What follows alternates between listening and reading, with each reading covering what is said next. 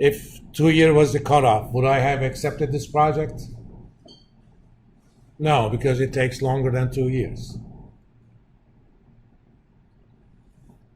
Now let's think about payback periods as a decision rule. Does it take all the cash flows into account?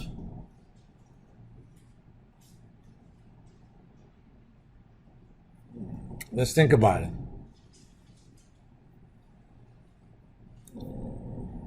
For this specific problem, which of the cash flows I took into account to calculate the payback period?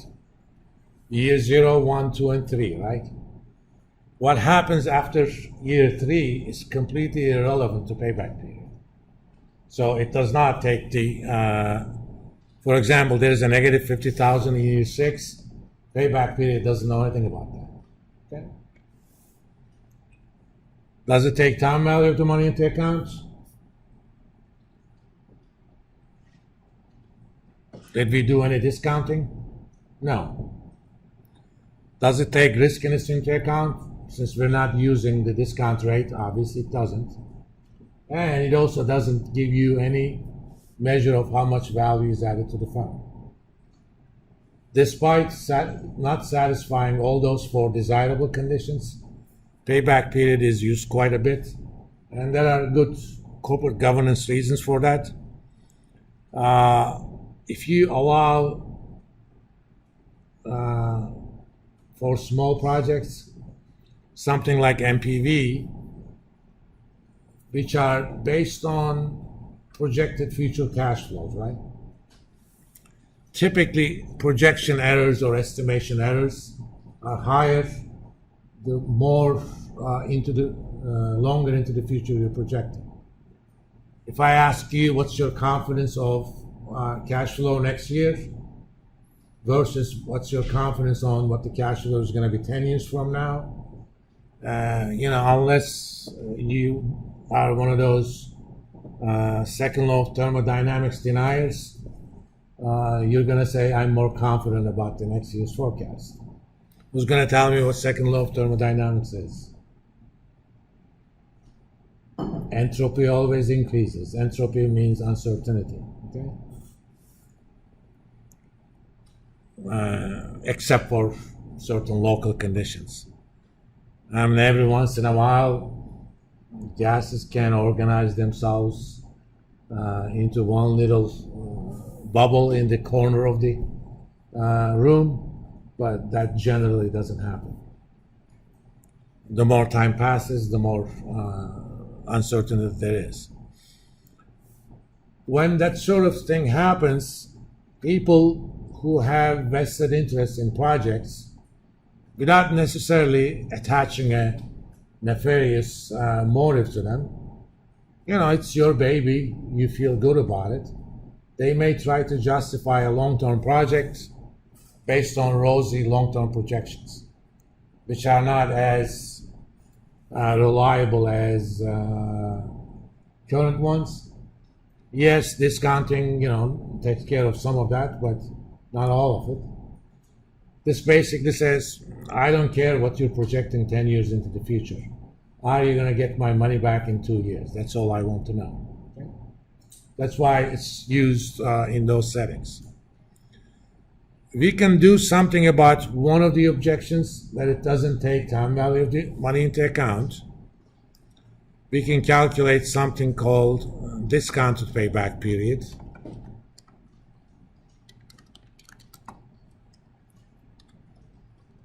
Which is PB calculated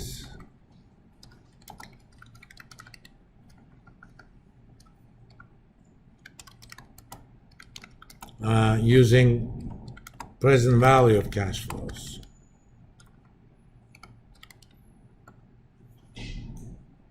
For that, we're going to calculate the running PV first.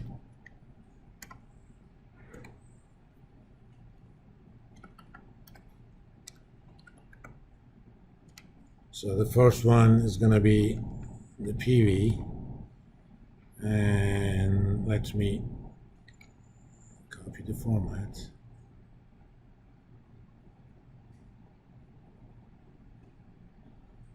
After that, it's going to be running PV previous term plus current PV.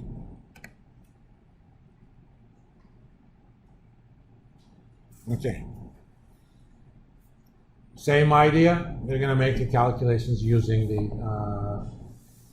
running PV. In what year my running PV turns positive? Looking at this number. Which year? Year 3. Okay. All right. So I'm gonna so discounted payback period. Year 3 minus 1 minus what's my deficit the year before? 10,743. Actually, in this case, it's going to be plus. How much PV I'm getting in year 3? 11,269.72. Okay.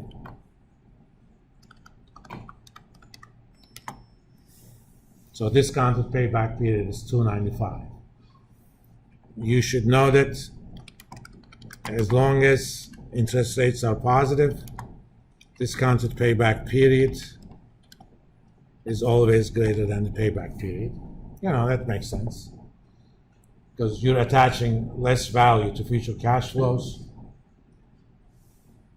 The idea is still the same. You have a cutoff. You can say to your manager, as long as you get my money back in present value terms in less than 2 years, I accept the project.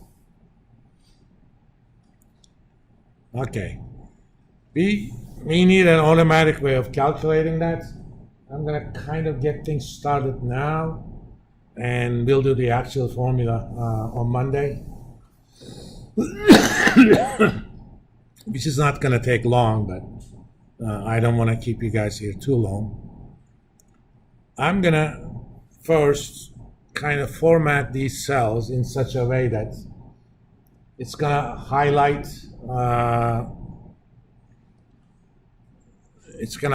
the cell when these things turn positive. Let's take this one. Let me see.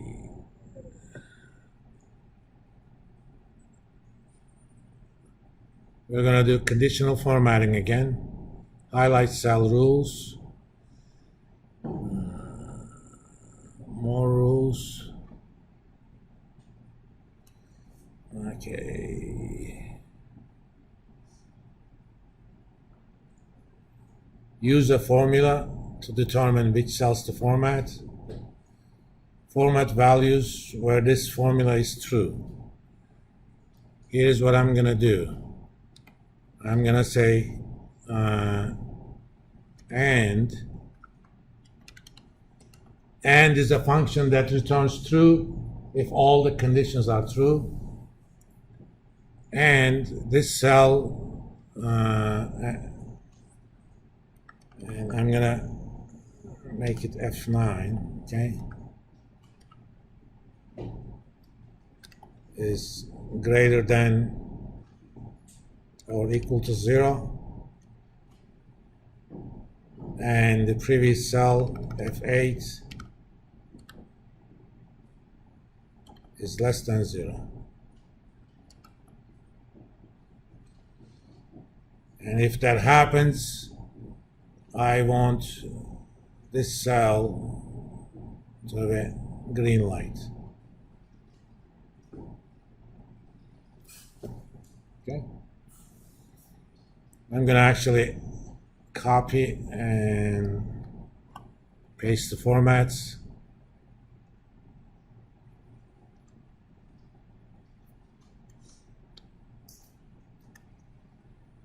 Let me change that. For example, let's make this 53,000.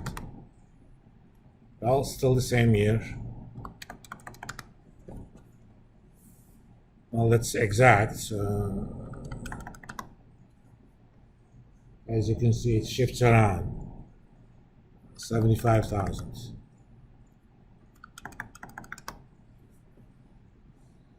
It's kind of a visual aid for you without actually making any calculations. in what year it turns positive. Let's go back to our original 50,000. And I'm going to copy this and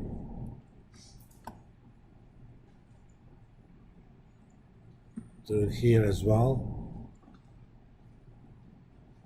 For example, if this is 12%, now they're in different years. The payback and discounted payback do not have to be in the same year. All right?